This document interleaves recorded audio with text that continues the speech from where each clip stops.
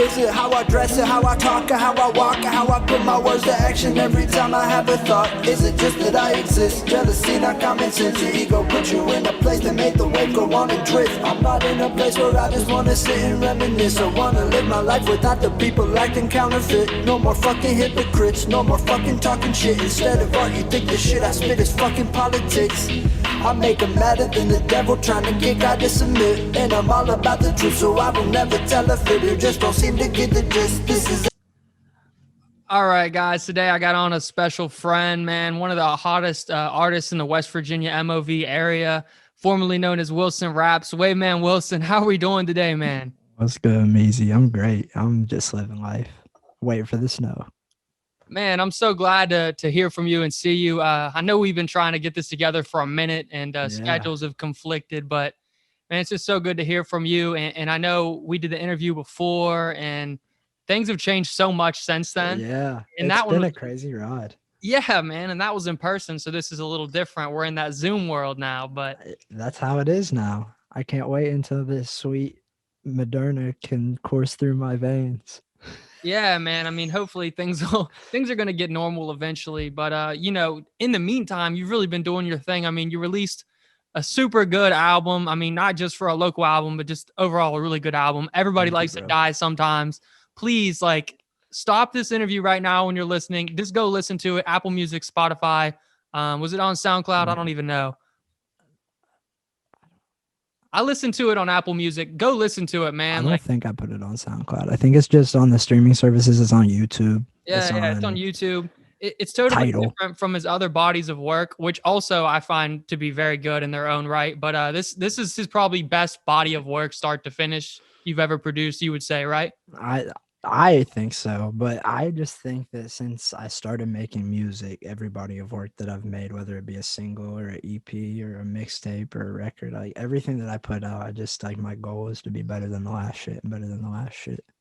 So I definitely think that, and I think that the shit that I have coming out next is even better than this. And then I think I can only expect from myself for things to get better as time progresses. That's just like what I expect out of myself in life, though. That's like just like in my craft, I just want to constantly elevate until I achieve the best version of myself and become like God status. So I'm trying to become God. Right. And yeah, I mean, everyone wants to keep adapting, right? And for you, it's the Right. same. And it's, you know, not just as a friend or just as a fan, like you can see the growth and development in your music. Thank you. You know, personally, like there's quite a few songs that I really like and listen to often. Yeah. But just like from the start, like the Everything Sucks track, like that's the intro track, and it's such an interesting introduction, right? Because it's like, Yeah. oh, it's his new album. Let's see what he's up to. And it's like the first song is Everything Sucks. So can you just talk a little bit about that one? I mean, it's a super catchy and good song, but what was your thinking behind that, man? So I wanted to make this record. I just wrote a bunch of different songs over the last a couple years before the album dropped, and I just like wanted to condense it into a body of work that was artistic but also told a story of basically there wasn't a protagonist in the story. It's just a story. It's kind of like a Big Lebowski type story where there's not really much going on and there's not a resolution. It's just shit happening, like shit you got to watch and like go along for the ride on. So I just wanted to start it off like I've been doing music for 10 years, and that was just like before recently, I guess the last couple months I started writing music again. I started getting back into playing instruments and stuff, but I was gonna quit rap. I was done with it. I was about ready to like say goodbye. That sometimes was gonna be my last record, period. Like I wasn't dropping any more music. I was not motivated. I wasn't that was it. It was just like sort of a finality. And I think like sort of a combination of every record that I've dropped so far could just be like all summarized in the one song that Everything Sucks. Like I was never good at doing any of this shit, but like I'm gonna keep doing it and keep progressing because that's who I am. I'm just a very perseverant type of person. I'm not gonna give up super easily. But at the same time, I was in the middle of trying to give up what I actually love doing a whole lot. You know what I mean? So it's just sort of anticlimactic. I was at like a crossroads in my life, but I was trying to deal with it the best way that I could. And the best way that I've been able to deal with everything that's been going on, like even before the last year's events, is just like coming to terms with the fact that if you don't go into anything with any expectations, like if you just think that everything sucks, then when something positive happens, then it's like the biggest thing in the whole world. And that might be a weird world scope, but like whenever you live in a life where shit just like keeps raining down on you constantly, you just kind of have to try to find the positives in all the shit and like maneuver through it. And I think that just that song, the a minute and a half, is just like that's it. Everything sucks. Everything in life sucks. This shit isn't gonna get better. And if you just come into it with that perspective, then like everything's gonna be awesome. But everything sucks overall. You know what I mean? And then the end of the song goes, I thought that this was going to be like everything it seems. And then you go like in a totally different voice, like your normal voice. You go, But this this shit shit fucking sucks, bro. bro. Yeah. Yeah. I did that on purpose. It's just kind of like getting back down to earth with everybody. Like I'm not just an artist. Like I'm a human being too. Like I'm not to the status where like I don't have time to talk to people. You know what I mean? Like I still have friends. Like I talk to whoever wants to talk to me, basically. So like I don't know. Like I think that some people like misconstrue it and think that I'm some sort of like fucking superstar because that's how I carry myself online for the most part. But I don't know. And it's weird too, like going off what you're saying a little bit, you've got Waveman Wilson, who like I always want to say Wilson Raps still. You got Yeah. Waveman Wilson, but then you've got like the dude Garrett Wilson, right? Like Yeah, and yeah. sometimes it's like hard for those two things not to blend together. And it's so weird. Where's the line? Like when are you Waveman and when are you Garrett? It's such a distinction.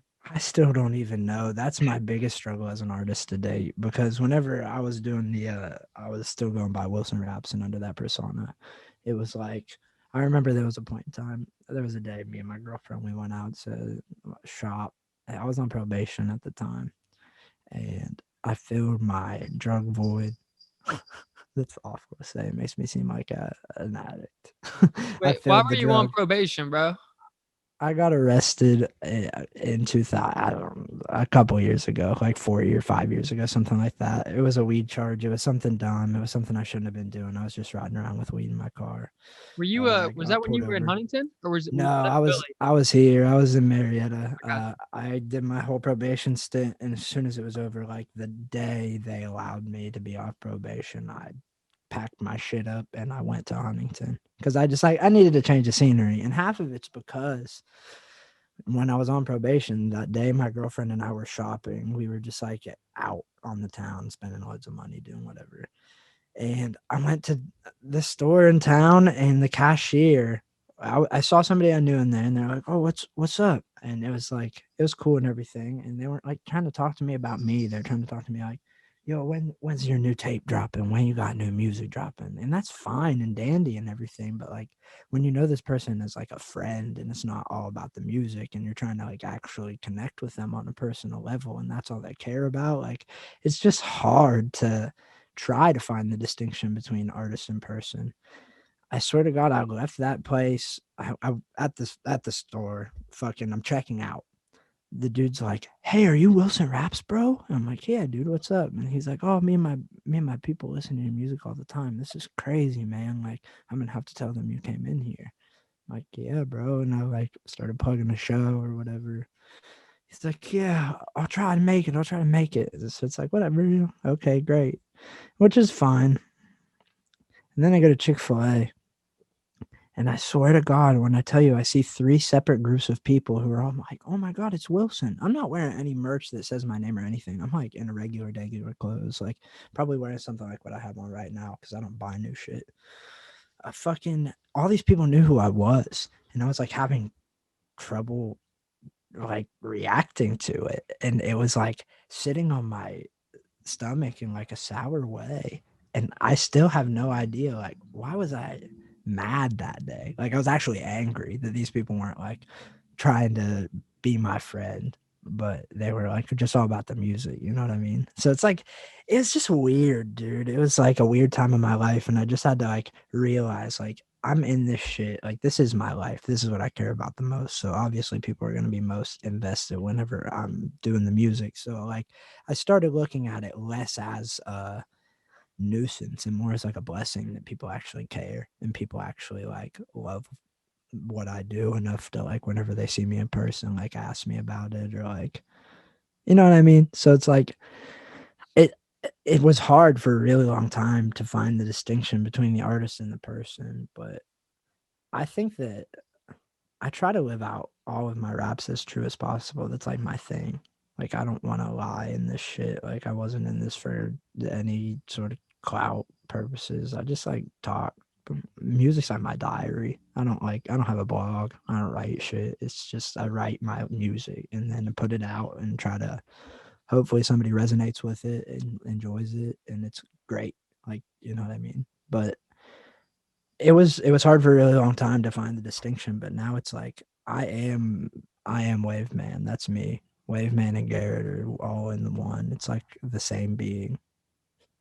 Yeah, So man. It's like when you talk about, anytime you're a public figure of any sorts, right? Whether it be a musician or whether it be an athlete, a pro athlete, or just anything like that, you really, there's no off switch to that. Like LeBron Right. James, there's a different scale, but LeBron James can't walk in a Walmart and not be LeBron Right. James, the basketball player. Exactly. And Exactly. even though it's on a smaller scale, like when you walk into Chick-fil-A, you're not Garrett Wilson. You're the Right. Wave Man. Exactly. It doesn't matter who knows me. Like I'm just Wave Man at all times. But So, like you said, man, to a degree, that's a good thing because people Right. start to recognize you and people understand. I mean, it's got to be pretty. right. It's cool a for step in someone- the right direction and it's cool. It's like cool, but People are saying they like your music and like they're listening to it with their friends and like you don't even know these people. Like they're not listening to it Right. because they're your friend. They just like your they music. just enjoy it, right? And it was really cool. It was a blessing, but at the time I think it was just because I was sober and on probation. Like it just didn't sit well with me, and I was like having a problem at the time. I like lost a bunch of friends. I wasn't doing too well mentally, so it was probably something due to that. But that's how I wrote a lot of the High Tides tracks, is just going through probation and like dealing with a bunch of loneliness and stress and depression and all of that shit, and going out in public and people seeing me. But I think, man, there's a song, I can't remember what it was, but it was on High Tides, and I said something about people only care about music dropping when I'm out in public, and it's like a direct nod to what we're talking about. I know the line. I can't think of. Yeah, I can't. It's a song with Briar from High Tides. Dude, I you don't have like remember. 5 songs with Briar on High Tides. Yeah, it's I like don't know how all many- of them. All of them Yeah. except for one were produced by him. 2. All of them except for 2 were produced by him. Was High Tides produced by him? The outro? No, that was a YouTube beat. A YouTube beat, really? Man, Yeah. that song, seriously, that's my favorite one on the album. It's a great and one, bro. Such a good song to end on. And I don't even know what about that song it is. Like, that's a song where just like, I just like when you just know that you're gonna regret this. Like, I just be thinking that in my head. I'm like, Yeah. everyone who ever doubted me, anyone who ever left my life for a certain reason or not, like they're gonna regret this. It's seriously like it's a ballad, bro. I love it whenever people actually understand and like resonate with the music the way that it was intended to be resonated with. That's just like that song was meant to be interpreted that way. It's meant to be like the hype song like that. And it's like such a weird vibe. It's like Not almost even like it's like a sad or slow song. It's and a low key hype song. but it's a high, not right, exactly. And that's It- what I tried to do with it. It was so cool whenever we were making that record. We just had a blast with it. It was so much fun. I miss Briar a lot. Making records with him is a blast. We have some shit in the works. He texted me the other Like, you day. hear this? Yeah. Every time I talk about it. And I ain't been myself. I'm busy. I need to de-stress. Shit. Yeah. I'm busy. That's such a good song. been That working song's called High Tides if anybody's interested. High Tides by Wilson Raps. I don't rap by that name anymore. I'm never gonna release any more music under that name. It's dead. It's done. Honestly, though, I think about that song as just like straight up passion. Like, I can't remember what the next line of that is. Something about it. I don't expect to get paid. Something like Yeah. what's to say? Yeah. I said something about I've been working for this shit like a slave. I don't expect to get paid. I I do do what what I I love love when when I I step step on on the the stage. stage. I see the smiles on the faces. Yeah, The man. people I love come together. We rage. And We that was rate. like a direct nod to what we were doing at the time, like with Waveside and all that. Just like trying to get all the artists an opportunity to Yeah, just like man. rage and have fun. And it was such a cool thing because I really got into your music. Someone sent me that High Tides album, and it's so weird. I was just like on campus. This was when I was like a senior at Fairmont State. Someone sent me this album and like the little like album cover, which I immediately was like, oh, like Castaway, or like because I saw your other one, like Yeah. he's playing off of the movie Castaway, and I saw the little album cover, and I don't know what song I listened to first, but I was like, this is pretty cool. When I listened to a couple, I'm like, okay, and I sent it to my roommate at the time, Aaron Leo. Yeah. He was like, Shouts bro, out to that's Aaron. shouts out Aaron Leo. He's like, bro, that kid went to high school with me. Like I told you Yeah. about him before. And I was like, oh, Wilson Raps. I didn't even see that. It's so weird how it comes full circle. But Yeah. then we started listening to it like all the time. And then we started listening to your old stuff. And we were just jamming 6th Ave and Payday and High Tides like on repeat all the time that year. Those records are so hard to find now, and it's crazy. Oh, 6th Not, Ave isn't on. Whenever it turned gray on my Apple Music, I was like, no. I don't know if I'm allowed to say this, but Briar had to take those off of SoundCloud because real labels have been talking to him about doing stuff, and he just like cleaned everything up to make it as professional as possible. So I get it. I was like really Yeah. pressing him for a re-release, but we Oh my decided God, I against need it. that back. You still got to send me the I'll file send it or to you. I'll something, send it to because you. oh my gosh, 6th Ave, it brings back a lot of memories. But anyways, I got distracted. So we saw like, Waveside was getting together. We saw some stuff on Twitter, whatever. Then you released your shows, and we saw Yeah. you guys were doing one in Marietta or Parkersburg. Parkersburg, yeah. Yeah, on 420. So we're like, we gotta go. Like, this is a no-brainer. We have That's the year I was on probation. Yeah, we're like, we have to go. So it's like in this little, what was the place? Like it was smaller. It's called the Dill Center. It's Yeah, called the Dill Center. It's this historic building in downtown Parkersburg. We rented it from this dude, and we walked in at maybe 11:30 in the morning, noon, something like that. The show was supposed to start at like 7 or something. I can't even remember. Pretty early, like whatever. We walked in there, and shit was set up for a church service. There's a pulpit. There's, I swear to God, 20 pews that weigh 175 pounds apiece. Bibles, hymnals, like fucking notes everywhere. And I walked into this building and I said, what in the hell? Like, how are we going to have a show here? So Alex and I, Oakley Black, Alex Jefferson. I'm going to call him Alex. That's what I know him as. Alex and I fucking moved all these pews over to this overflow room.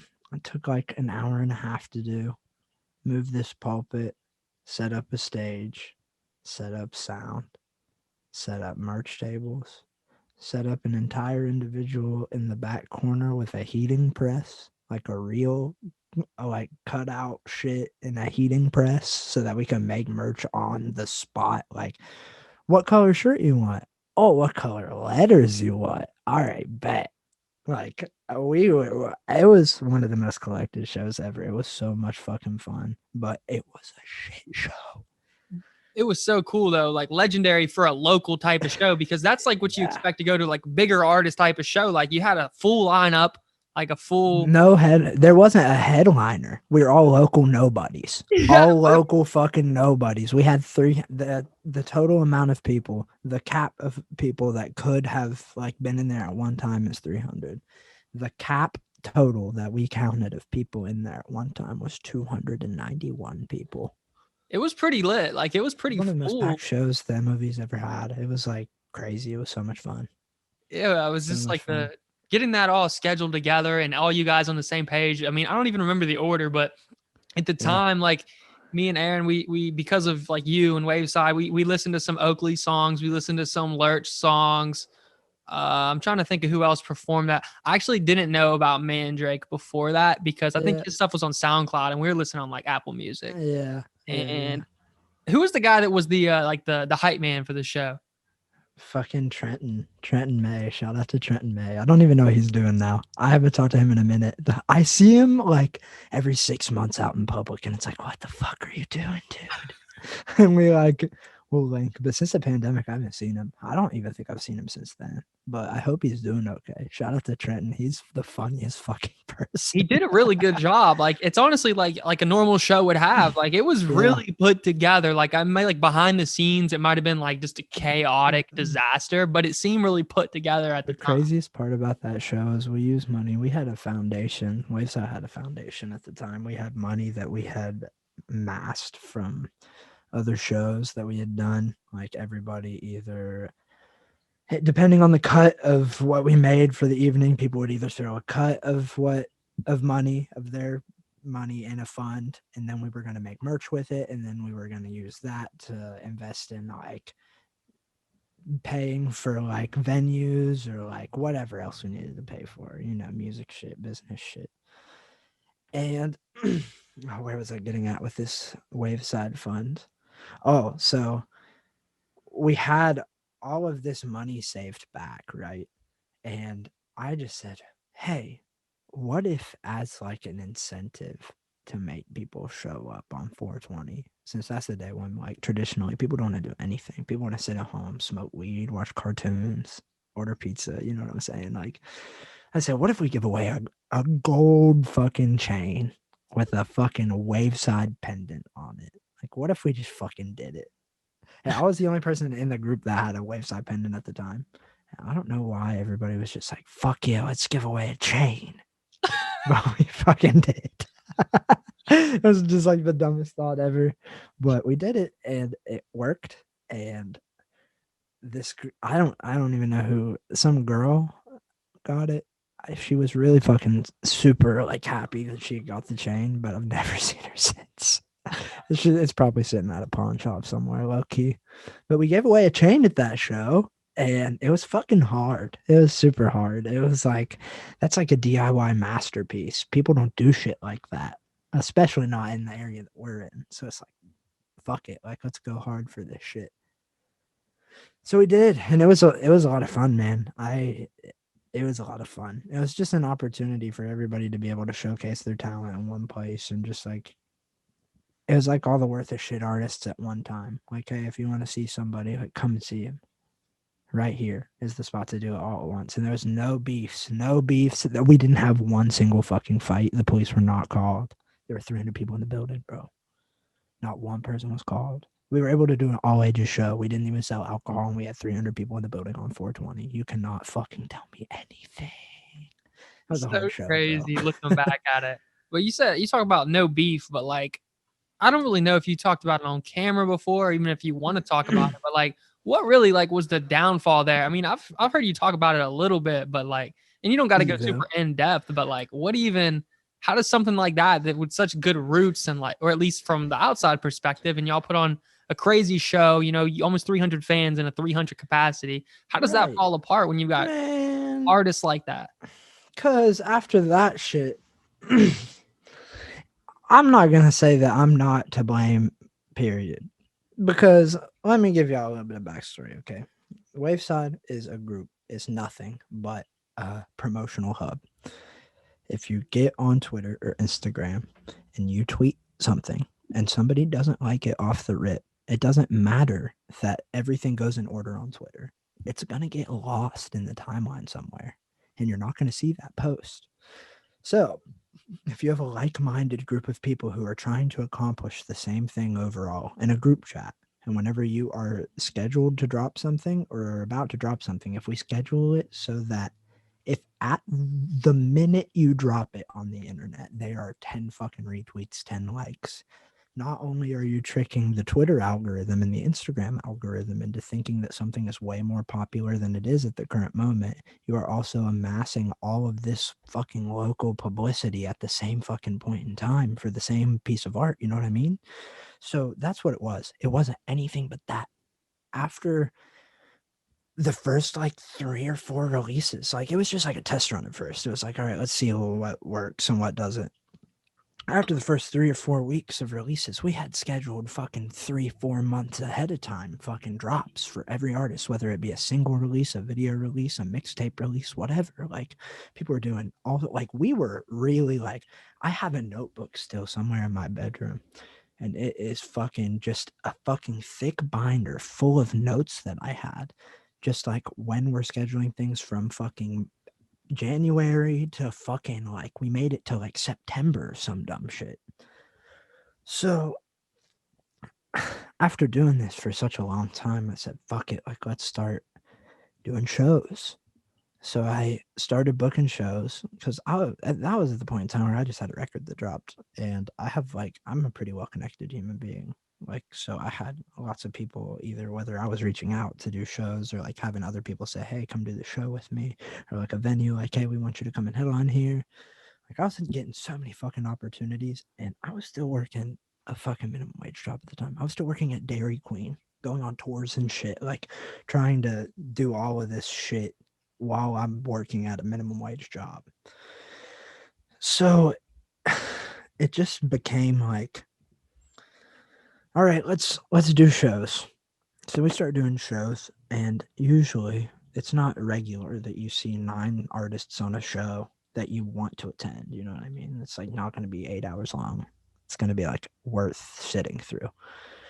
So it started off just like 3 or 4 artists a show, and then like some of the artists in the group were getting like sassy and like upset that they weren't invited to do these shows whenever I had already tried to explain to them beforehand, like, listen, a standard show in these parts is like 4 artists, 2 hours, 2.5 hours max. Like, people don't have attention spans. So after doing a couple of shows with like different artists on each ticket, I said, what if we just start renting out these venues, start shows at like 6 p.m. and go until fucking midnight? I actually think that was like Briar's idea. Briar scheduled something for Funhouse at the time, and he said, let's do everybody on Waveside. Let's give everybody a slot, and let's give them like a 20-minute slot and just have everybody go right after each other, like right into it. And let's just fucking do it. And we did it at this like little hole in the wall place in Parkersburg. It was a really fucking fun show. But that was like the first real event that we did. And when I tell it, like, it's a hole in the wall. Like, it's smaller than my room.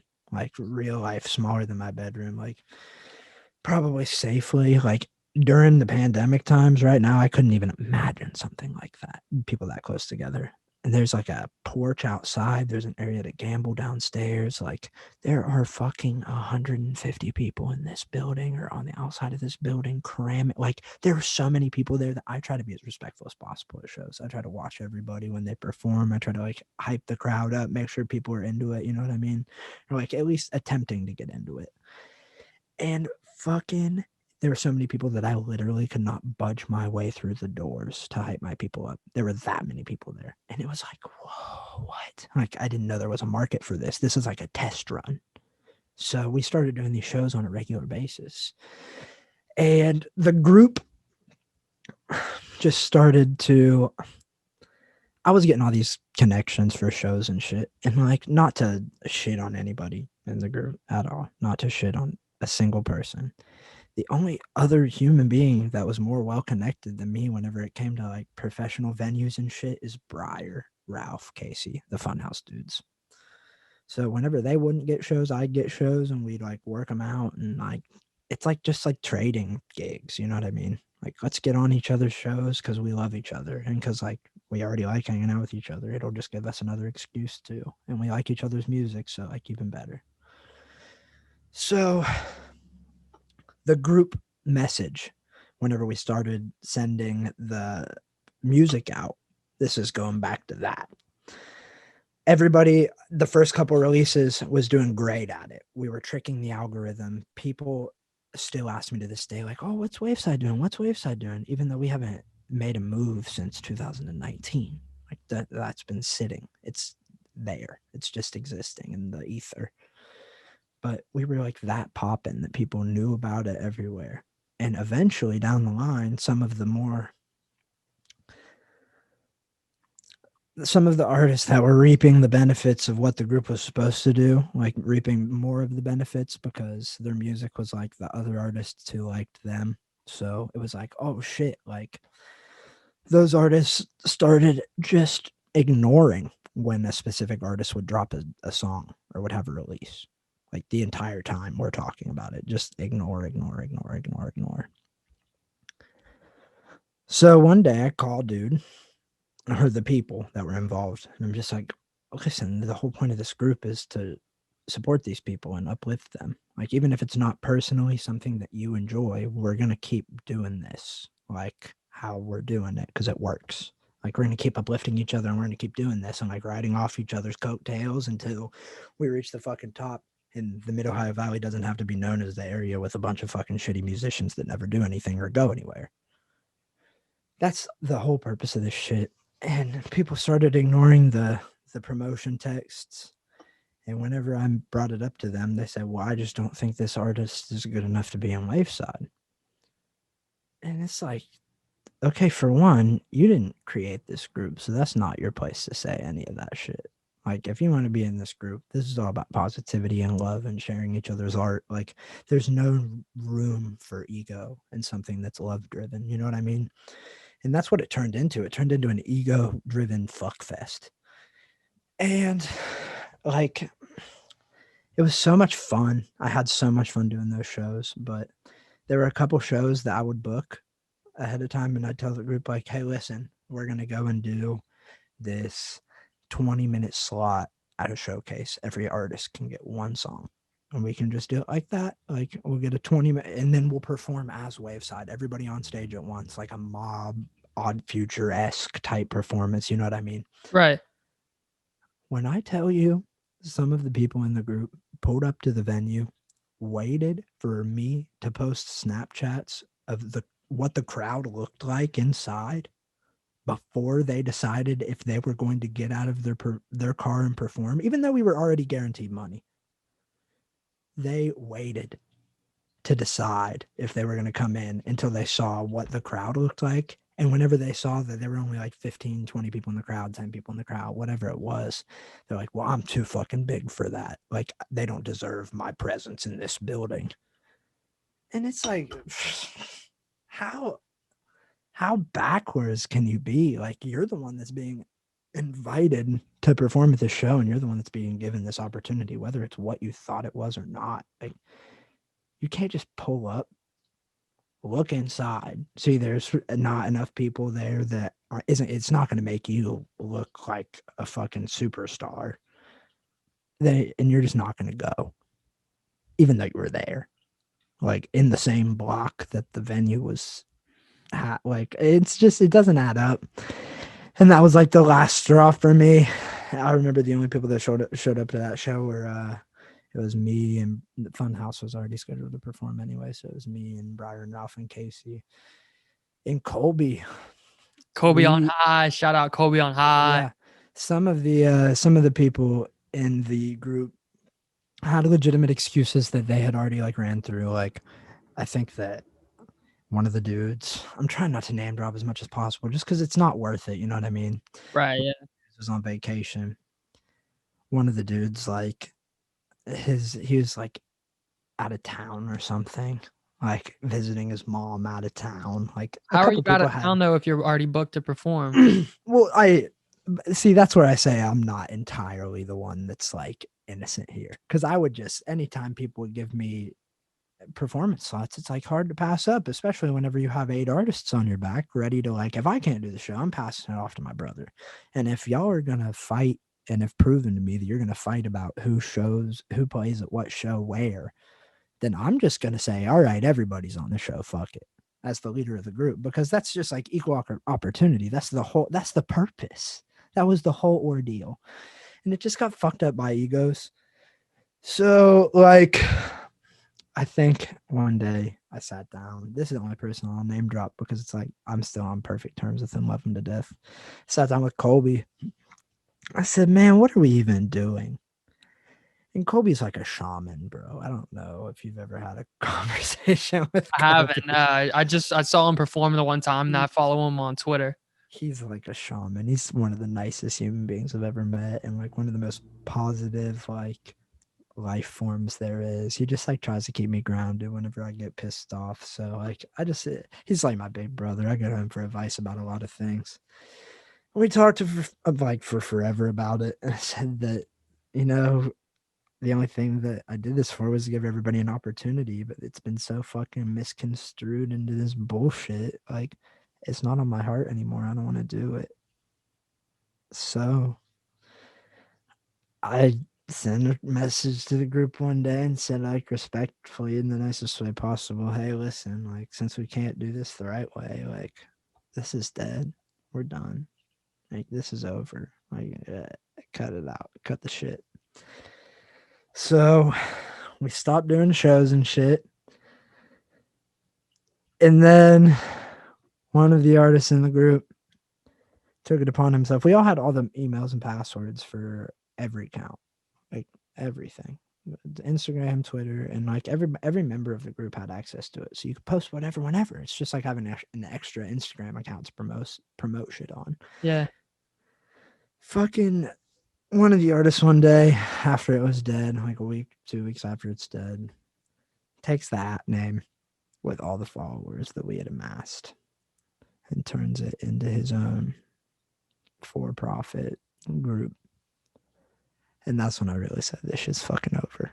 And that's when I really said, as Wilson Raps, I was trying to do so much like for my peers and trying to do so much to like help all of these others thrive, because I'm like, if I could do it, fuck it. Like, I'll help all these other people. Not help's a bad word, because these people are already in like great positions to succeed, like fantastic positions to succeed even. But like, if you can lend a hand when it's needed, like, I'll give anybody a show whenever they want it. Like, fuck it, dude. I've booked some fucking terrible artists for shows that I like really regretted in the past. But like, everybody deserves a chance to share their art. And if a venue is going to be nice enough to give me the chance to perform my art and I'm the headliner or whatever, and they're just like, yeah, pick whoever, I'm just going to fucking Google search or I'm going to ask my friends in the area, like, who's a popping up local artist, DM them on the internet. Boom, show set up. Like, I just try to like equal opportunity. It's not about having an ego for me. It's just about spreading my art. That's all this has ever been about. Whenever you try to turn something so like perverted like that, it just like sits wrong with me, and it like makes me think that I was lending my good reputation and my good name as Wilson Raps doing all this great shit to the people who are just gonna like be ego driven maniacs who I don't want to be surrounded by, or like I don't want my name to be involved with their name. So that's when like Wilson Raps from Wave Man changed, because I was just like tired of it. I was like tired of people like, oh dude, you got this fucking song with dude coming out when? It's like, I don't know what you're talking about, bro. Wilson Raps is done. So it's just like rebranding myself, because I tried for so long to help and just like be a beacon of positivity and hope, and like, we can succeed, we can overcome everything, hope, you know what I mean? And like, it just fucking I don't even know where it went wrong, man. Where did I go wrong? That's where I wrote that song about. What do I do now? Where did I go wrong? It's about the perversion of Waveside, bro. That's like what that whole record's about. It's about like fucking trying to escape life because something went wrong. And that's what happened. I hated that shit, bro. I hated myself for like a year. I was like, fucking god damn it. If only I could just have like not said anything to anybody and just kept giving myself these show opportunities and running myself dry to the fucking bone for forever.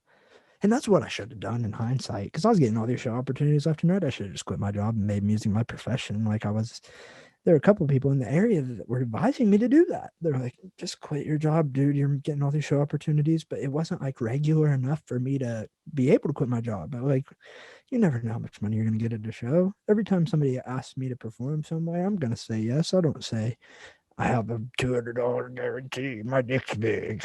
It's like, I'll perform anything, because if you're going to give me an opportunity to perform, then like, that's better than anything else. Like, that's all I want. I just want to spread my art. That's it.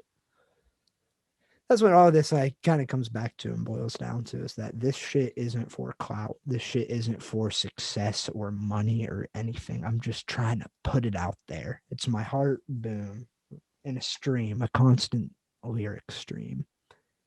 So piggybacking off of all that, man, I know you got something coming out, I think this week. You hinted at it on either Twitter or Snapchat or something. You want to give us a little sneak peek at that, or tell us what's going on there, or whatever information you can disperse to us at this given moment? I have a record. I've been talking to fuckload. I'm so sorry, bro. I haven't even given you like an opportunity to ask any questions. I feel so bad. Dude, this is for you to talk, man. It's people don't care about what I have to say, man. It's all you. So, I so care tell about us what you have to say. I appreciate it. So tell us a little bit about this, man. What's the record? What's it about? And what's coming up? I wrote a record during quarantine. I like I said, I was done after that last record. I was like, not gonna make rap music anymore. And something just sparked in my brain. Like, I read a quote, like, you never know when I've been mining forever, and you never know when you're in a strike diamond. You never know. Like, you could be an inch away, and then one more click, and then you strike the diamond. You know what I mean? And I read something that said, like, you never know how close you are to striking the diamond, because everything just looks like coal until you fucking get there. So that just like sparked something in my brain. I don't know what it was. I was like, oh shit. Like, I need to keep going. Like, I can't just stop. I've been doing this shit for fucking forever. 10 years almost, like I said. So like, I can't just quit and give up on myself. Like, that's just not who I am. So I started writing this record in May, right after my grandma passed away at the beginning of May. And then right after that, my best friend on earth passed away. And he died of like a press drug overdose in the streets of Las Vegas. And it's just like a really fucking sad story that fucked me up a lot. And I just like started, I don't know, I wouldn't even like call it meditating, but just like sitting there, like just thinking to myself, like, what would Ethan want me to do, bro? Like, what would he? And the answer is go harder. Like, we had like a whole life and like shit planned out, and like what was going to happen when we had money and like success and all of that. And it was just my brother that I plotted on everything with, and like he passed away so suddenly. I got a call from one of my buddies in California, and I had the worst part is we weren't on the best of terms. Like, we've been getting into arguments. He was the type of dude that like try to give him so many second chances, and he just like every time he fucks up somehow. But so I just like exited myself from his life for the time being, like hoping that something was going to get better. You know what I mean? Like, because I've done everything that I could. Like, literally, I had exhausted every option that I had. So it's like, I'm just going to let our friendship be, like, hope everything's okay. And sadly enough, it wasn't. So I'm not giving anybody that advice ever. Like, if your friend is struggling, fucking get them help any means necessary, because you never know when the last minute you're going to talk to him is. So my buddy died, and I just see death all around me right after I wrote a record called Everybody Likes to Die Sometimes. It wasn't about death per se. It's just about escaping the reality you're in, however you do it. Some people do it with video games. Some people do it with immersing themselves in film or writing or sports or music or drugs. And it's just like everybody has their own thing that they use to die.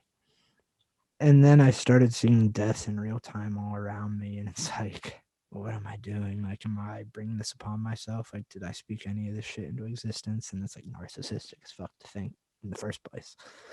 But I started writing all this shit, and I just started writing from my heart. Like, it's almost just like a letter to the world from what Ethan would want them to know about me and what Ethan would want me to say. And like, my first song I have what's dropping this week, answering the question. I have the first 3 songs on the record.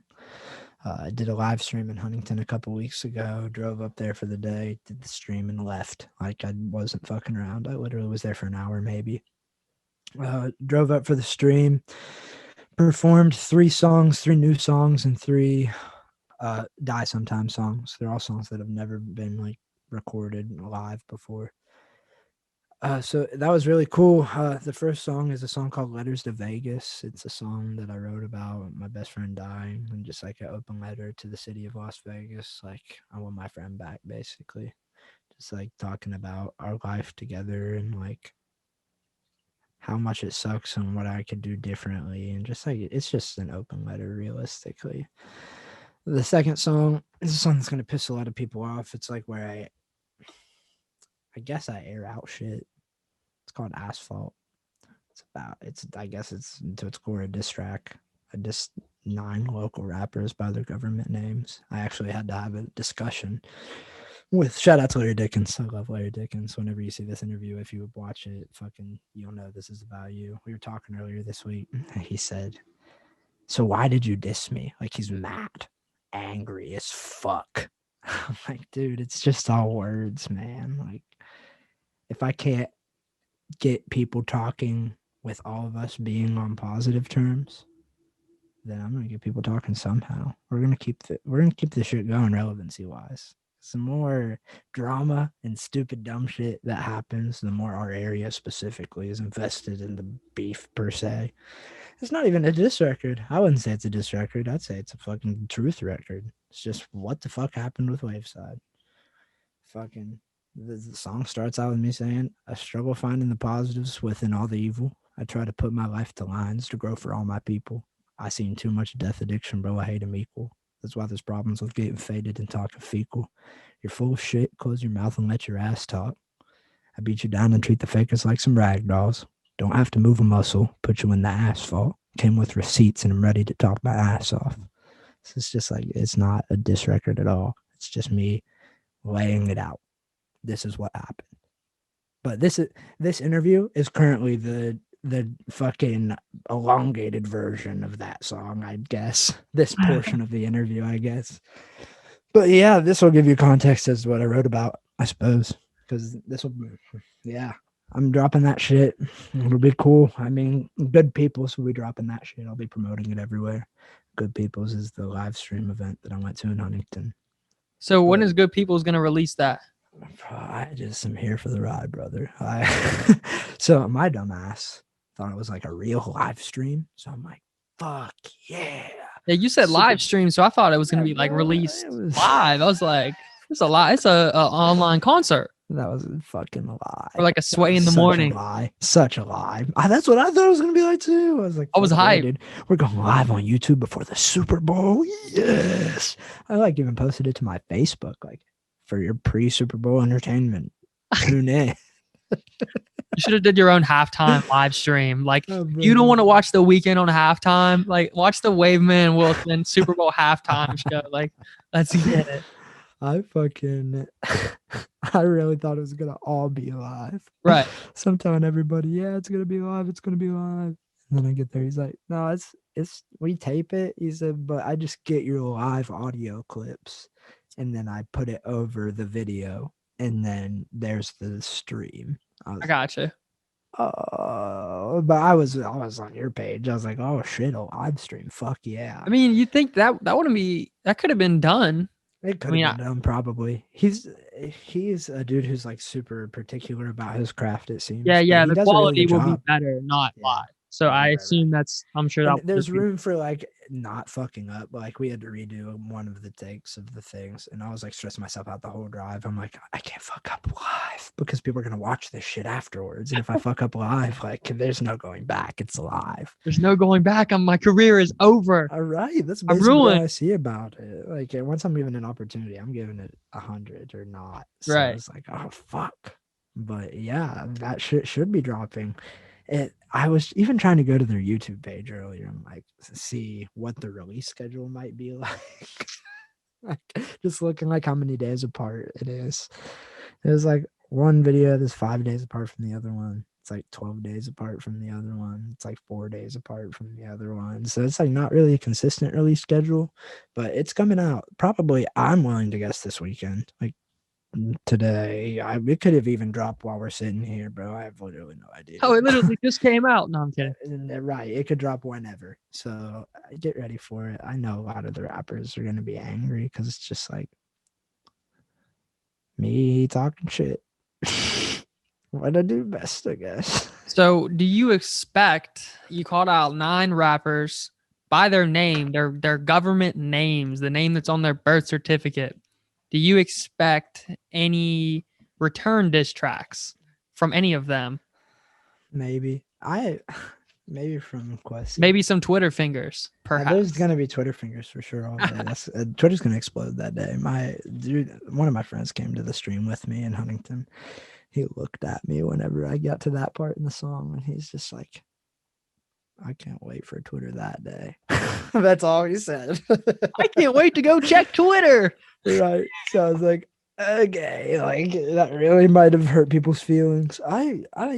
I don't know, man. There was a point in time a couple years ago where I literally offered human beings on Twitter money to diss me, and they wouldn't do it. But you're talking to the dude who fucking dissed a business out of existence, so like, I get it.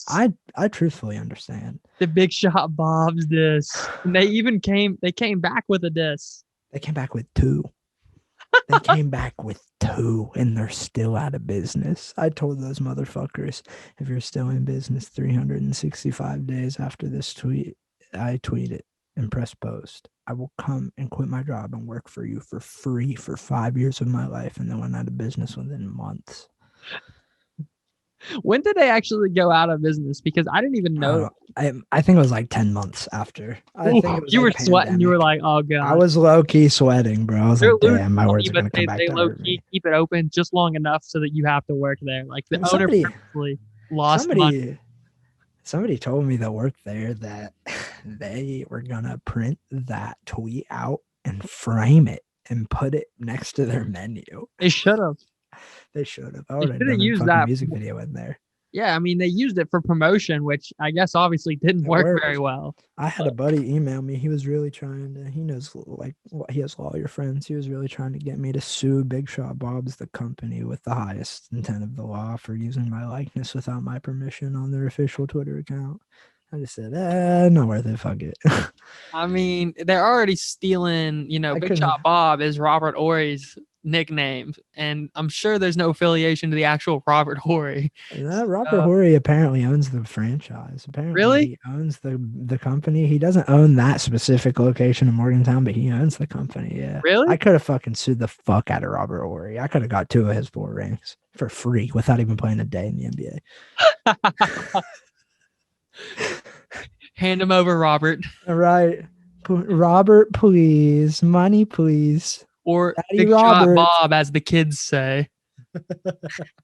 With your I heard trash of wings. I freestyled that. I can't even believe that song made it on the internet. I was living in the middle of the country at that point in time. I didn't have even internet to send a text message, so I don't know how it went to the internet, let alone. And then it got like 2,000 views in a day. People were like angry. I had somebody message me like a month ago on Twitter, re-release the diss. Is it still out there? Is it on your SoundCloud? It's locked. It's like available. If I sent you the link, you could listen to it. But other than that, no. You can't, They're like, still in find it. existence somewhere? Yeah, it's like a franchise. It's like as big as it's like a B-dubs pretty much. But I mean, is except there they only diss have it- track still out there? Oh, I think if you looked up Wilson Raps or Waveman Wilson Big Shot Bob's diss, you could probably find something. They were trash, dude, and they were good rappers. They told me they were gonna like fuck my mom or something, and I was like, oh, okay, have fun, I guess. Look. What an amazing. It's like 8-year-old shit. It was so funny. I freestyled the diss in a minute.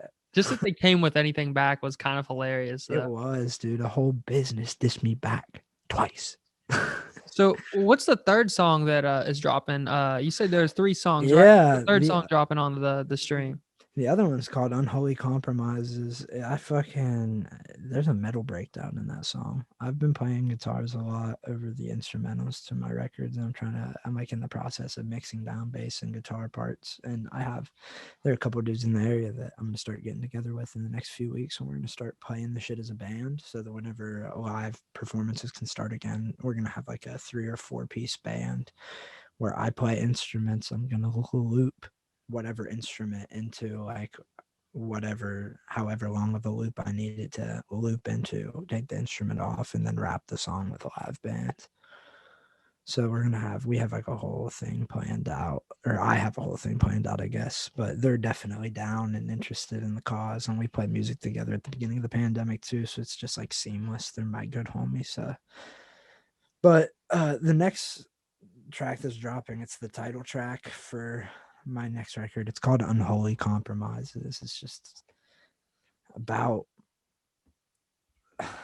I guess the record is just about what unholy compromises we have to make day to day to just survive in this shitty ass world. It's not even exist or like live, it's just survive. So it's that's a song where I just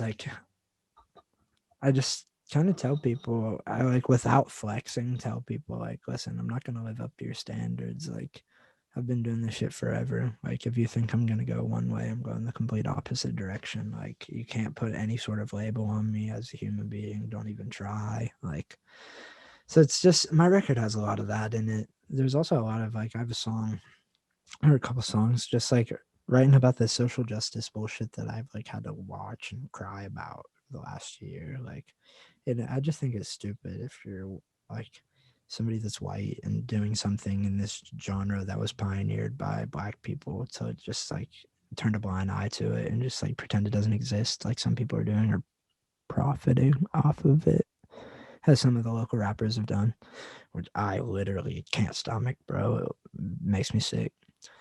But I have a lot of songs where I talk about shit like that and just like try to get it out there in a more like, I guess, PC way. And I have a couple songs about, there's a song called Three Options. The hook is, you only have three options in the city I live. It's either military, jail, or get rich.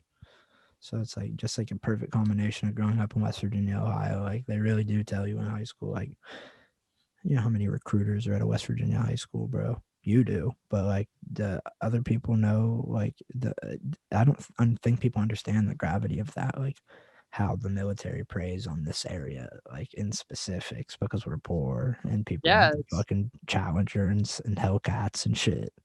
So not that's much like, going on, bro. You know what I mean? There's not all if the you're not jobs around here. if you're not Education. smart, or you Yeah, can't get yeah. a job, right? Yeah, it kind of you almost flow into that, right? So like if Right. you're a kid from West Virginia and you don't have any kind of scholarship to go to college and your parents aren't affluent in any way, like maybe let's say you're poor, like military is kind of a no-brainer for you financially for a lot of people, Right. right? Even if that's something that you don't want to do and you don't want to risk your life for your country and you have Just no funneled business into doing it. that. Yeah, you're just funneled into the system because that's your only option. Yeah. So I have songs about that shit. I have songs about the last song on my record, fucking, it's not even a rap record, it's an indie rock record. It's a song I wrote 10 years ago. If you go on YouTube, you can find it. Like, it's called Time. I my buddy Ethan, the dude who passed away in May. He and I play guitar together, and I guess I influenced him to play the guitar. I'm the reason he started playing, and he like easily surpassed me, like quickly as fuck. So one day when we got together whenever we were still in high school, and we just like recorded this video on my phone, I think, and we posted it to YouTube. It's a song I wrote whenever I was 15 in detention, bro. But it's this song about time, and it's about like, it's just like a song that personifies time. It's about how you don't have enough of it, like how whenever you just start to get comfortable with the amount of time you have, you're reminded that there's not enough, or that's like the constant that everybody has to struggle with, is like not having enough time. Like, there's a limit on your time. And I wrote that shit when I was 15. Like, I don't know why I didn't put it out then, because people would have thought I was some sort of fucking musical prodigy. People aren't going to believe that I wrote it when I was 15 now, because that was 10 years ago. But Ethan and I put that shit on YouTube, and I'm in the process of like ripping. He played the guitar. He like just played some like noodling instrumental, like fucking solos and shit. So I'm in the process of like ripping those solos out and like putting them into the actual mix of the song so that he can actually have like a place on the record. So that like, just so that everybody that loves him and that misses listening to him play music and just like cares can like, it's just like forever embedded into the online journal. I just think that would be a good way to remember him. He would like that a lot, I believe. I still have to get clearance from his parents, but I don't think there'll be any issues. But Yeah, man, it's just like it's a heavy record. It's like all rooted back to like trying to live the best version of yourself and like just live life because there's the limit on the amount of time you have here. And like you need to it's like not no pressure or anything. Like you need to just try to be a better version of yourself more and more every day. That's what like kind of comes full circle for me. Just like that's all I want to do, man. Just trying to get better and better and better for my people to make them proud of me. For sure, man. Like we really only got so much time on this earth. There's only like you know what I mean? Like Yeah. you and me were both the same age. We're already 25. Like you talk about Yeah. 10 years ago, like, dude, I remember when I was 15. That felt like 10 minutes ago. Like I can vividly Right. remember that. That was 10 years. You know, 10 times years, man. multiply 10 years by 5. In 50 years will be 75. You know, if we make it that long, you know, God forbid. But that'll go so quickly, man. So like, Right. So I just like know the way that I see it, like living in this area, like we kind of joke in the Middle Ohio Valley specifically. I do. I don't know if anybody else says this. I call it Chemical Valley. Like, you drive on Route 7. There's a stretch of land like going from Marietta to Belpre on Route 7 where you pass 4 chemical plants, bro. 4 of them.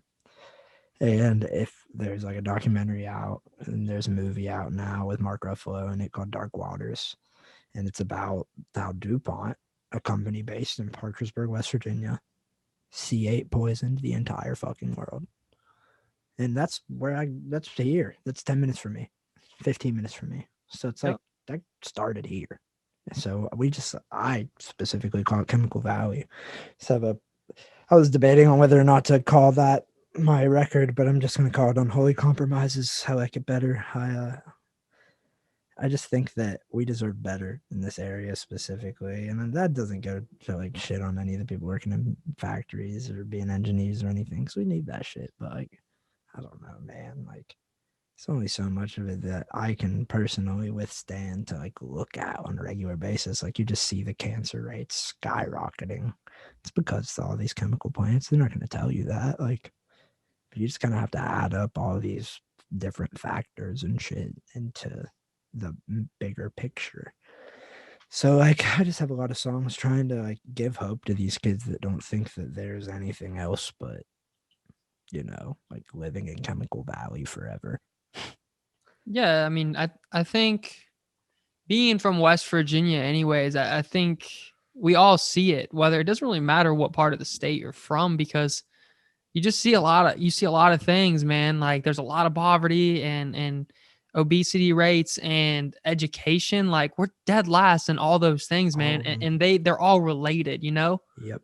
And you just see a lot of bad things growing up and in the area. And I love West Virginia. I lived there for most of my life. Currently don't live there now. Right. But you know, I always want the best, but the jobs are bad there. Like it's hard not to look around sometimes and be like, what are we doing here? Like what? There's a lot of beauty, not a lot of hope. Yeah. It's just sad. I'm just like, that's why I'm trying to do it for my people, man. Trying to get a lot of money, trying to fucking make it and survive off this rap shit so that I can invest back into my community. For sure, At the very man. beginning of my record, I have a bar flexing about how I buy local all the time. How I fucking will support my community because I love spending. I will give into the capitalist dollar whenever it comes to supporting the people in my community because that's what it's all about. It's deep, man. Yeah. This So- next shit's about to be crazy. Yeah. So your new album, Unholy Compromises. I noticed that was your Twitter name. I didn't notice if you tweeted that was the official title or not. Nope. Okay. So You I heard saw it that. here And I kind of first. figured. Heard it here first. Heard it here first. Breaking Unholy news. And when are you planning on this album being done? I know there's probably not a hard date, but what are your sights set on? There like is, but I don't know if it's actually going to come out. I'm going to drop it in May, in the middle of May. So The date. you're shooting for before summer. Yeah, I'm full sending it. I'm trying to at least. I don't hold me to it. How much of the album is done? It's like 30% done, so like that might not be real. It's all written. Everything's done. I'm still waiting to record all of my reference tracks to send over to artists. I have an artist from Huntington. She's a country singer on the record, but she's just like, she has a really huge gospel churchy like bro, she's like Carrie Underwood on crack. It's crazy. Her voice is beautiful. She sounds like an angel. But she's on one of my tracks singing with me about pain and suffering and shit. I have a song where I just like have a posse rap record with a bunch of my friends rapping. Some of the people I even dissed are going to be on the record, but it's like all love. Like it's just I'm saying shit. I'm just saying shit on a lot of these songs. But until I'm not, until there's like a concept that I want you to understand, you know, like there are some bars, there's some like Lil Wayne esque bars, but like a lot of it's just like overall concepts of songs. Like this isn't like every song bleeds into the next song to have an overall concept at the end, like Die Sometimes. This is every song is its own story, and we're just running it. So I'm just trying to be more thorough, but less in depth about things, so that my listeners that don't have big attention spans like me, for instance, because I'm fucking bad about listening to music, can enjoy everything and can like actually they don't have to dig into like a whole lore or a whole backstory, or it doesn't have to be a whole thing. It could just be like a nice listening experience where you like learn something or like hear something that you really like that's like a nice like words to live by or something, you know what I mean? But what was the question? I'm so sorry. Dude, you're good. You answered it. We were just talking about your new album when it was coming out. I'm shooting for May. Yeah, I'm yeah, shooting we for got May. Fucking, I think I'm just gonna end up dropping a music video in May though. I wanted to drop it on my best friend's death date. Just like this is what I've been doing for a year since my homie passed away, but I don't think it's gonna make it in time. I'm definitely gonna shoot a music video in the where he's buried, like just pouring one out for him on his grave, hanging out with him, you know what I mean? Like visiting with him, just doing it for him with all of our homies from the area. It's gonna be like an open call type music video. It's gonna be sick. But that at the very least is dropping in May, a music video. Nice, man. So I 21 really, looking pretty big for you. I yeah. know you had talked about it in 2020 that you had a track that made it into a movie. You want to talk about that just a little bit? I know you Yeah, didn't get to bro. experience it to its fullest because of Corona, but you know what was that like? I know it's the song "Goat" GOAT, Yeah. greatest of all time, with Larry Dickens. Talk about that a Shout little out to bit. Larry. Yeah, It was shout out fun, Dickens. man. It was cool. Larry fucking is in the movie. He's an actor. He plays the role of Tiger Boy in this movie, So cool. Holler. Yeah, it's a movie about kind of one of the songs on the record. It's just we talked about it earlier too, about a young woman in Southern Ohio that doesn't come from money, is in a struggling low class family who has to work. She's debating on whether or not she's even going to send her letters to college because she knows she can't afford it. So why would she even apply to colleges? So she doesn't apply. I guess her brother applies for her behind her back because she filled out the application and never sent it. So she gets accepted to college, and her brother won't let her accept the failure. So because of that, when she graduates, or I guess before she graduates high school, she starts working in a scrapyard to make extra money to pay for her schooling. And whenever you work in a scrapyard in Southern Ohio or just anywhere shady like this area, like you can only imagine the type of shit that's going to happen in that scrapyard. So Right. that's like all I know about the movie. But I was talking to the dude who produced Goat the other day. Shout out to Ty. He told me that the placement of our tracks in the movie are just incredible. Like he said, he said it made him shed a tear in the theater. They did a premiere last week in Chillicothe. It was the first time people got to like sit down together in a theater, and it was like all safe, and took like super proper precautions, cleaned out the theater, didn't have anybody in it for like 2 months beforehand. Like they just did it the right way, and got people to come in and watch it. And the general consensus is that the movie is fantastic. It got picked up by a distribution company, should be dropping nationwide sometime. I can't say anything else than that. They'll kill me. Amazing, man. Yeah, I mean, your music's gonna be It's in a movie. It's pretty cool. It's fucking crazy to have like news in my head that I can't talk about or I'll get fucking beheaded. Like straight up, they'll put my head on a spike for real. Like it's dead. It's I love it. yeah, it's sick though. It's cool because I can like make moves, but I'm a very open book type of person. I don't like holding shit in. That's when it comes out. It's like, fuck yeah. There are like 30 tweets in a row about it. Comes out full blast, just full send. I felt like a balloon exploding the other day, announcing news and shit. You had some other news come out this week. You want to talk about that a little bit? I know you were listed as one of the MOV's best. How does? Yeah, I don't know how that happened. My music fucking sucks. Whoever nominated me for that is stupid as shit. But now that you did nominate me for it, and they like go through like a pretty strenuous like selection process for who they're gonna include. I was included. So artist of the year, baby. 2020. It's I guess artist of the year for last year, not this year. I thought it was for this year. So for 2020, right? For 20. Yeah, for 2020, we're out here trying to win an award. Voting starts Saturday. This Saturday, the 20. What the fuck is the date of this Saturday? I don't know. Is it the 20th? Like the 20th? Yeah, it's the 20th. It's the 20th. I was right. So how many artists are nominated for this award? I would probably say like 30 to 50. So they don't. So they won't drop a full. MOV.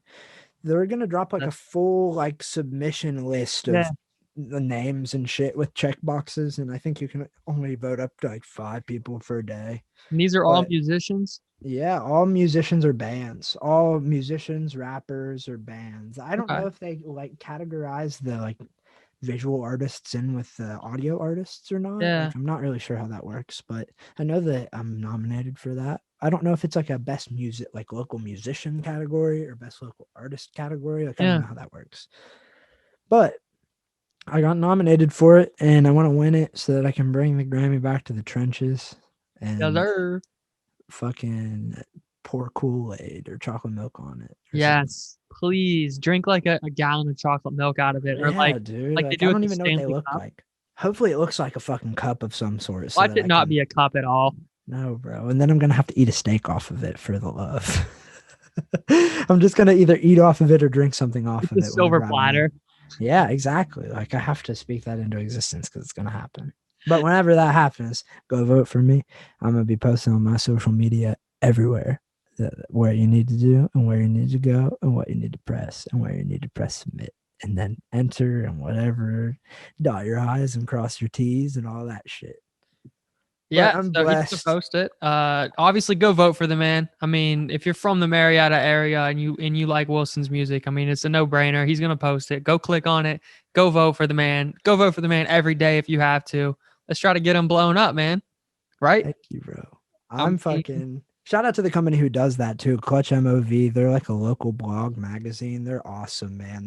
They just give me all sorts of new information about stuff in the MOV, who runs what goes on, history, like little bits and pieces of information. It's pretty cool. Like they're a pretty good source, and it's like makes me even more blessed to have been nominated. And it's like, wow, you actually included me with the people doing real things. And I'm just rapping, bro. I'm just like, I have a dictionary that's public. That's it. Yeah, man. But I mean, 21. Diary. Oops. 2021, you have an album coming out, you got a video coming out, you got a song and a movie coming out, and you could potentially be MOV Artist of the Year. Right. So if that happens, it's up. It's up. I mean, come on, man. That's got to be like the biggest year of your life. It definitely is. And I didn't do anything to cause any of this. I just sat in my house. You released a pretty good album.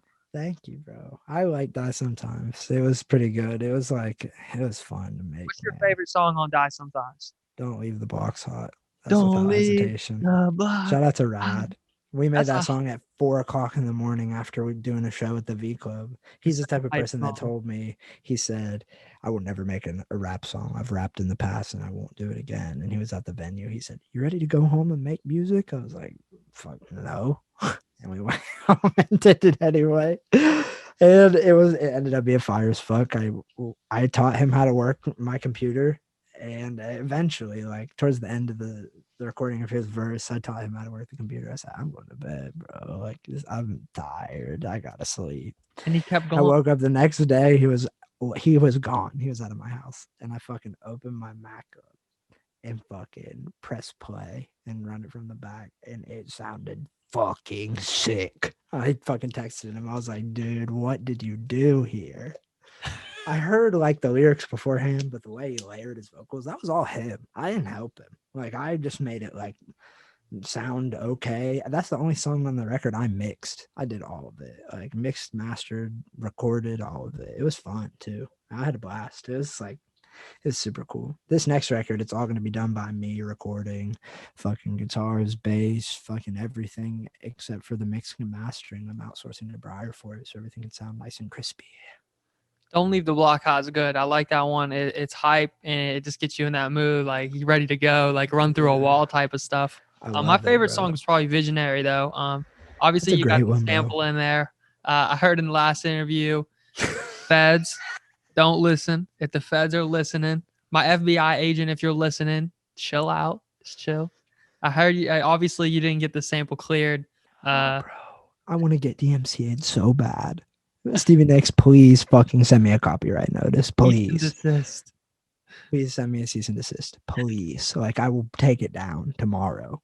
I'll put a video up or something. Like it's so good though, man. Come to my house and tell me fucking stop it. But they haven't. So that makes me think like this song's pretty big. Like I've made a fairly decent amount of money in streams just off that record. And I feel like she's probably heard it. Like maybe not, but like her name was on the record on SoundCloud or on the internet at one point. Some famous people Google their names. I don't know. If somebody said they had a feature with me and I've never heard their name a day in my life, I'm clicking immediately. So yeah, I didn't get that shit cleared and I love it. I love that song and it's just a really good flip. Like that's one of my favorite songs I've ever wrote. I'm glad you like it. I literally quoted that song the other day to somebody who doesn't even know you. They were talking about like something about just like doing their thing or like, you know, like putting their words into action. And I was like, Waveman Wilson got a song. He says, it's like, is it how I dress or how I walk or how I talk or how I, every time I, what is it? How I put my words to action every time I have a thought that I exist. Yeah. And I was like, yeah, man, like literally just put your word, like you have the vision now, just do it.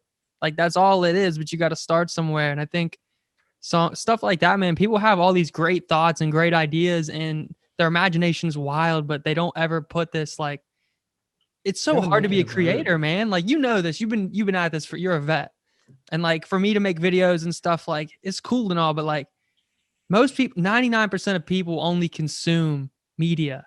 So like to be a part of the 1% that creates it, man, for one, it takes a lot of guts, right? Cause like you're literally showing your face and like, this is me, this is my content, like openly shit on it. Like, here's the comment section. Like, and like 90% of people are going to hate on it. Like, you know this because you rapped in high school. Like, yeah, whenever you're used to getting shit on, like whenever somebody starts to give you like some sort of positive attention, it's like, are you fucking joking? Like, yeah, because people naturally don't want to see you win. Like, let's face it, like they don't want to see you win because they're like, this guy gets to rap full time for a living. Like, I don't want him to do that because I have to work a 9 to 5. Exactly, bro. It's just jealousy and like it's all like it all goes back to your ego. Like, how mad? Like, whenever people get mad about minimum wage going up, like, how mad are you? Why are you mad that people are getting paid more money for doing a job? And why are you not mad that your boss isn't paying you more to be more essential? Like, it's not really on the same page at all, but like along the same lines. Similar. You know like, what I mean? People don't want to see you win because they hate their own lives so badly, and they don't want to see anyone else do what they love and get paid to do it and love every second of it. It's because that's like, it's winning life. Life's just a big game. You have to find out how to win. And that's what I'm in for. I'm going to win eventually. I'm going to get mine. It's going to be my turn one day. One day. I don't know when that's going to be, but one fucking day it's happening. Exactly, man. Like, it's really, and like you said before, like you could be so close. Like, why would you give up when like you could be so close to striking gold, you know? And you already love doing it. So like to give up that passion, like, you're going to look down the road. If you gave up today, like you'd look down the road 50 years from now and be like, man, I had some cool music. Close. Like, I was so close. Right. I was so close. Yeah. And you just I don't want to die with regrets, man. Like, I really don't. Like, that's it. I don't care. I failed. My eyes open.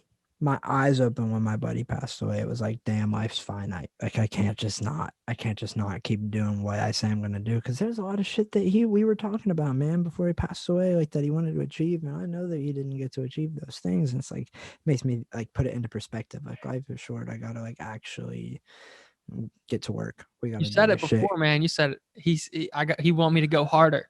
Yep, exactly. That's And what I'm doing. that's what all this is about, man. Like as soon Yep. as you hit that level, you said it before, you have a new album you drop, it's dope, and you're already on to your next album. Like this one's gonna be better than that one.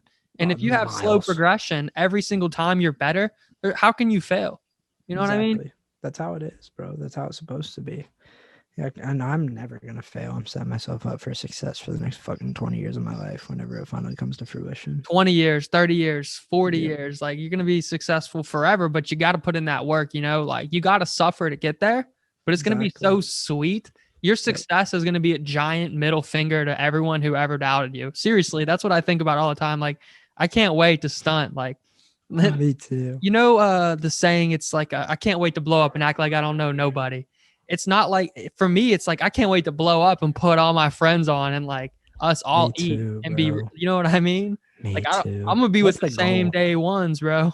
I'm gonna That's keep the it. goal. I'm trying to like just do exactly what I'm doing now. I'm gonna be the most humble, fucking successful, famous, rich person, dude. I swear to God, I am gonna live the same life I live, cutting coupons and doing frugal ass fucking shit, man. I do not care to live or buy into the hype.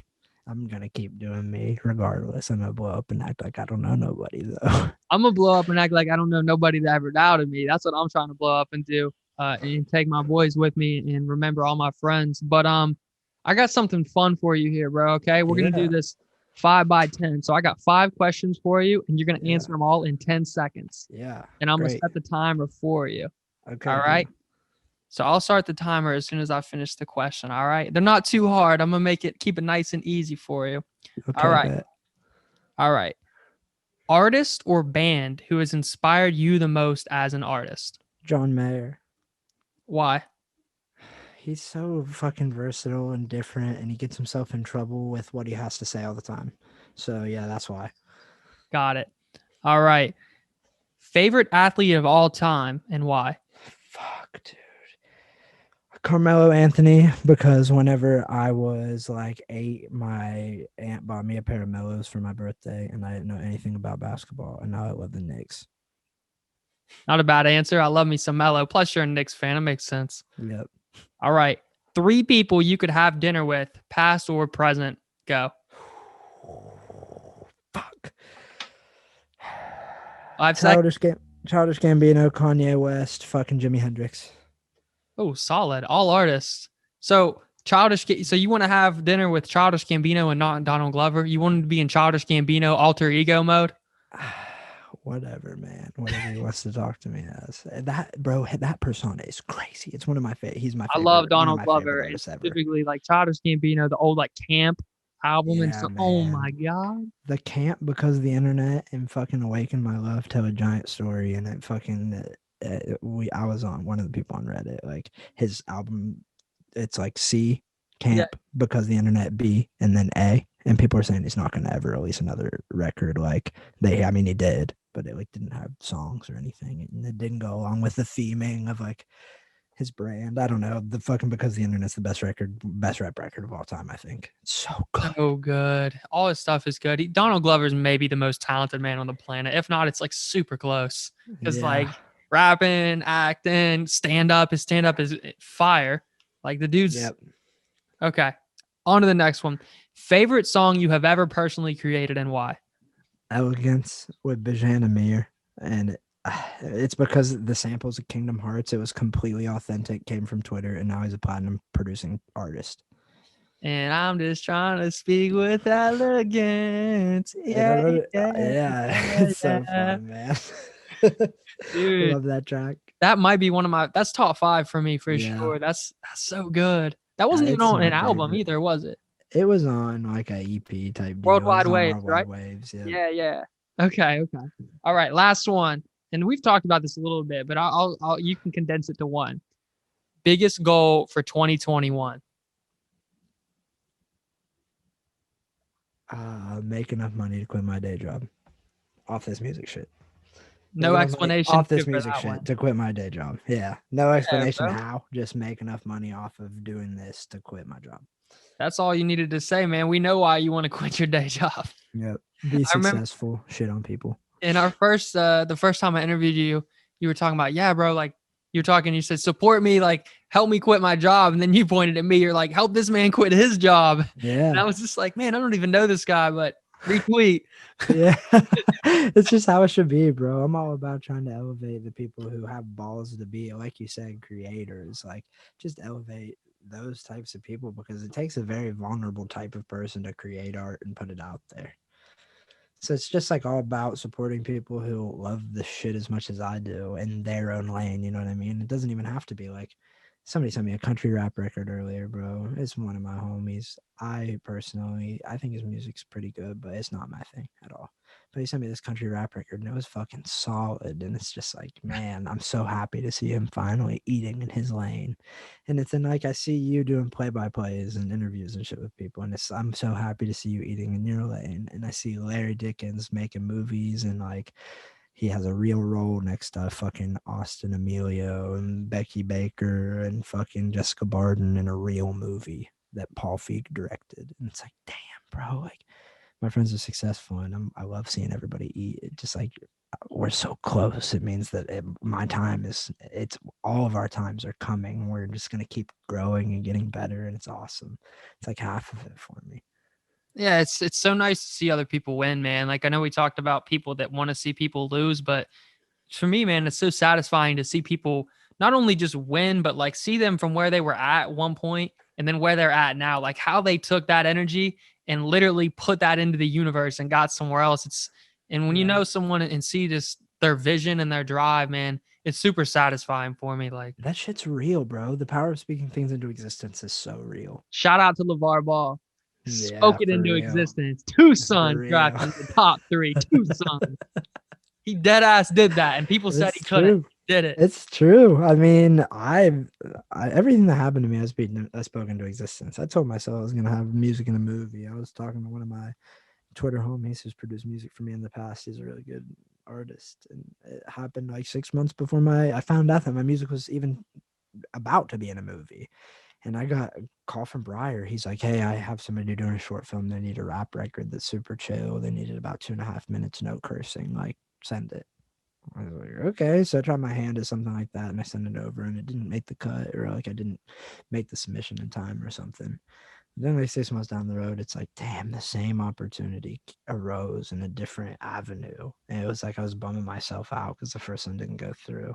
And it's just like, like we were talking about, you never know. You never know when shit's going to happen. I was literally about to have a party at my house before all this shit happens whenever I found out that my show was going to be in a movie. And the first person got to my house, I literally started screaming and jumping up and down. I was so excited. Like I have no words still. I can't believe it's real. I know it is real, but I can't believe it's real because like good shit doesn't happen to me regularly. So it's like awesome that I'm finally going to eat. Like you said, man, like you said, good shit doesn't happen to you regularly, but it does, man. All you got to do is think that and believe that. Because when you say things, you have to believe it before other people are going to believe it. You know what I mean? You got to believe the words in your head before you put them on a rap track, before you talk in an interview. If you don't believe that internally, like deep within you, then how could you even portray that and others like not know your BS? It's crazy because I know a lot of people that do. And it's just like, how are you feeding into the cap? The incessant cap. Dr. Seuss, the cap in this rap. It's really how it is, bro. Bro, you literally spoke about it. Now I just got to listen to it.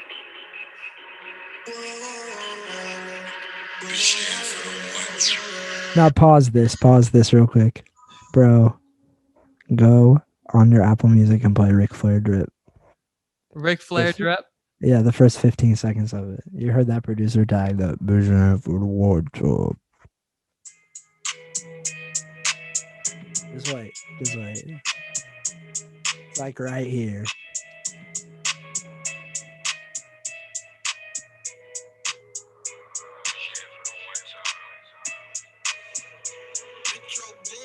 The Bajan for the one time. It's the same producer tag. The same dude produced those tracks. Same dude that produced Elegance produced that song. What? 3 years later. Yeah, bro. Who is that? Bro. Bajan Amir. What? Yeah, bro. He has a song with Future dropping like this week or something. He's one of my buddies. We talked earlier this week. Have you ever had a song produced by Kato, by the way? No. I have friends that love Okay, his somebody from the beats. MOV had a song with Kato. Or Yeah, that's somebody. That's the dude I was talking about, the country rap record earlier. Kato did it? Yeah, or not. He didn't do the country rap record, but he did a song with Kato like a Okay, year before. yeah. Yeah. I don't know who. Maybe Lurch or somebody has a song with Kato. I don't remember. It's old, but Kato was on Gary Vaynerchuk's thing the other day. Like apparently he's like Wow. blowing up. Like crazy. I mean, because I knew Kato from like the Jaron Benton days. I don't know if you. Yeah, bro. He's been doing those like beats battles or whatever. He drops the instrumentals. He's like, whoever can rap on these the best. Like, Apparently that's Kato is like his, blowing up on TikTok because of something like that. Yeah, he like yeah, had like some viral video. That's crazy. I didn't even realize that's such a good avenue for that. I haven't. I'm trying to hire high schoolers to make TikTok songs for my TikTok dances for my songs. That's the new wave, bro. That's what people are Everybody about to like be that sometimes. Everybody. I'm too old for TikTok, bro. I've only people send them to me and people. I'm not on there either. Yeah, like I feel old, but I don't even want to like. Too, bro. I don't have the time for that shit. As much as I want to, and as much as I think it's fucking hilarious when I see something on Instagram from TikTok, it's like, damn, that'd be cool to see it on the source. It's like, nah. My girlfriend uses TikTok though, so I see like my fair share of them. But people send them to me via iMessage or like you see them on Instagram, but I'm like, I'm an old head. Like I'm on my Twitter still. I don't know. Bro. Like I see it all weeks later on Twitter anyway. I'm chilling on Facebook. Right, bro. Your LinkedIn. With my the old head. Yeah. Check out my resume on LinkedIn. TikTok isn't professional enough for me. My boys and I were talking about LinkedIn the other day. That's funny. We were talking about it like it was a real social media platform. Like LinkedIn told me to congratulate you for your 3 years at this business. Waveman Wilson has been employed at Self-Employed for 3 years. Congrats, buddy. How much money you made? $1,000? Waveman Wilson released Everybody Likes to Die Sometime. Congratulate Garrett Wilson on this achievement. We're coming up. We're coming up on a year for that record. I think it's like March or something, April. I don't even remember. I dropped it like before Tony Weekend. I think like the 17th or the 18th of April. That's crazy. This is the fastest I've ever just like rushed out another record. And the craziest part is I sat there. I said, I'm not rushing this record out for anything. And now I'm rushing the record out. But it's not rushing it because it's like it's time for something like this. You're ready, yeah. I guess you just know, right? Yeah, you know. I've had a lot of these songs written for forever, but it's just like when it's time to start working towards like the bigger picture, and it's just gonna shake people. I hope for the good way and the bad way and all the ways in between. I hope that it just gets people talking, whatever way they want to talk about it. Like hate it, love it, shit on me about what I said. Like I don't care. It's the truth. I'm so ready for it. I'm ready for all the smoke. I wish I had like a soundboard with the buttons where I could do the machine gun, like the like put in the rap song. You know what I'm talking about? Damn, son, where'd you find this? We have a couple of songs where I literally had to go on YouTube and find that like Trapaholics real crap shit. Trapaholics. Fucking this is take it out, put it at the beginning of the song. Like this is a worldwide premiere or whatever. Yeah. It's that one. Right. I was thinking I have a really good idea for this project. I don't know if it's going to go through, so I'm not going to talk about it yet, but you might hear some really fucking famous ass people on this record. Not even rappers. You just might hear famous people on the record. That's all I have to say. Dude, if you have Betty White and a Betty White interlude on this album, holy hell.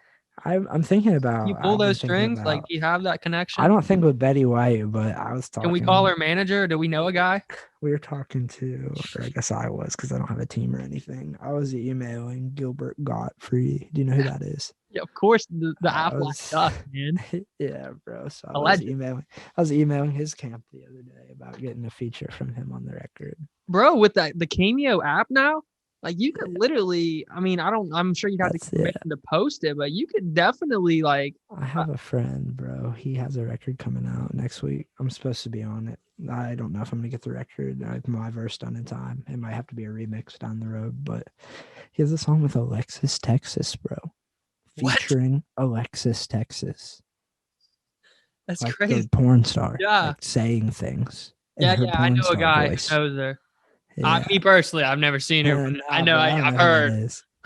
Yeah, he has her on a rap record, and it's like, what the Does she rap or does she like have some vocals? Or No, she just like it's a talking part. It's did like she make it for him or it's just like a for clip? him, for him. It's not even like a clip from a porn. It's like he has a video that he like sent to me.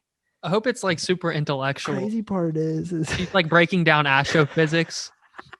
Or she's like explaining why like Bitcoin's gonna skyrocket in 2021. that would be hilarious. I heard the song. It's fucking.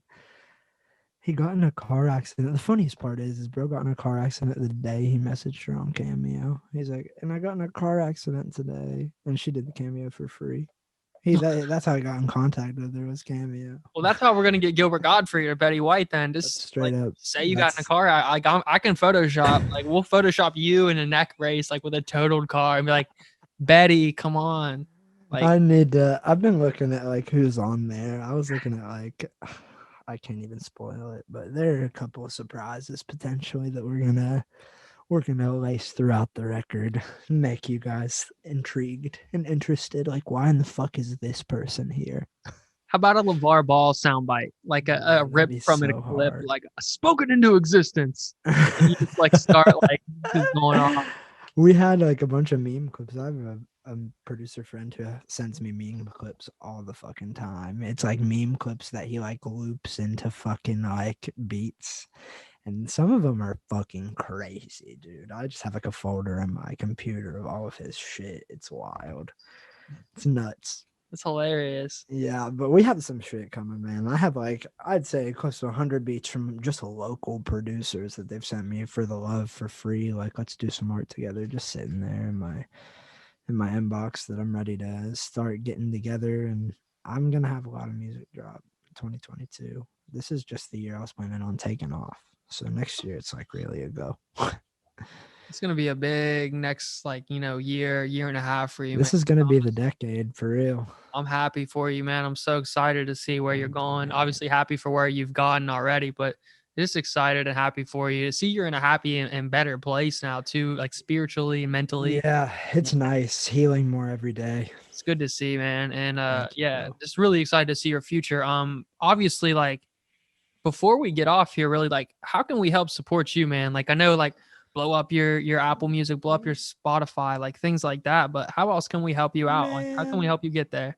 just it's not even really about me. Even just support your people. It doesn't even have to be me. If you fucking find a reason to hate me and I'm problematic and this and that, yada yada, then you don't have to support me. But like support your community, man. It's like that's what it's all about. Like supporting the people that you love and hold dear to you, and the people that grew up from around you. Like watching them succeed. It should be something that's good and not something that's like held with disregard, you know what I mean? So like I just think that if I had anything to tell anybody of how you could help me, like check in on your friends, bro. Like don't end up in the same position that I was in mentally because I didn't check in on my homie and now I can never talk to him again. Like just try to consciously elevate to the best version of yourself. Also follow me on all of my social medias. Those are the ways that I want you. You to support me in the future. Just fucking be the best version of yourself and follow me on the internet. Those are the ways. That's all you gotta do. That's only two things. That's two things. They're easy, man. They're easy. Man, believe in yourself and follow him on Twitter and Instagram. And follow him, and you have to follow this man on Twitter and Instagram too. Those are the three things I want. There are three things, not two. So follow Wave Man on every social media, including his LinkedIn at Garrett Wilson. Subscribe to this YouTube channel. And most importantly, believe in yourself. Yeah, that's how it goes. That's what it boils down to. And don't let your ego overcome you as an individual. That's it. That's all. That's all you could ever ask out of a person. You know what I mean? Great stuff, man. Appreciate you so much. Thanks for coming on. Like, appreciate you, man. Hey, bro. Thank you for having me. It's always a blessing to get my friends to talk to me in a comfortable situation like this and be able to air out my grievances without being pressed or like on some Charlemagne shit. So like I appreciate it for real, and I love your platform. It's just such a nice, awesome thing that you're doing, like to just help creators that you love. So it's like kudos to you, man. I appreciate you for even doing shit like this for artists. Thank you so much, man. Yeah, anytime I can give people a voice and give them a creative space to just come in and talk and like not like super formal, just come in and let people know who you are and what you're into and how, you know, how we can help support you and make you better, man. And that's all I'm trying to do as well. So again, thanks for having me as always. And this is episode 2. I haven't even dropped episode 1. That's going to be out Friday afternoon, episode 1 on YouTube. Yeah. And so that'll be out by the time this is out. So look for this to drop on next Friday. I don't even know if I'm going to cut this part out. They're just going to see this and be like, wait, next Friday it's next out. Wait, it's out, but you're going to drop the bloopers next Friday. Bro, this is all bloopers. There's no cutting, man. All the bloopers are the best part. So right, I agree 100%. I'll catch you later, Wilson. Take it easy, brother. And let's talk again soon, of course. Yeah, bro, for sure. It was great sitting down with you for a bit, brother. Peace, brother. Peace and love. I can say that no one ever believed in me. Had me thinking that I'm less than nothing, but I'm out to achieve the peace. Struggles coming, but I'm never wrong. I just want more than the ends meet. I'm thinking out loud, I feel empty. Nobody wanted to be my friend, and now they ask why I never act friendly. I'm on a whole different vibe. Snide. When you had to tell me your life, I just cried. Rewind. Now that we're grown, it just haunts me inside. I'm smoking weed to feel alive. I'm finding it hard to step a foot outside. I'd rather just staying in high. I'm so lonely, always company up in my home. I'm struggling to feel like I just might belong. I'm on a different wave. I don't need the space. I see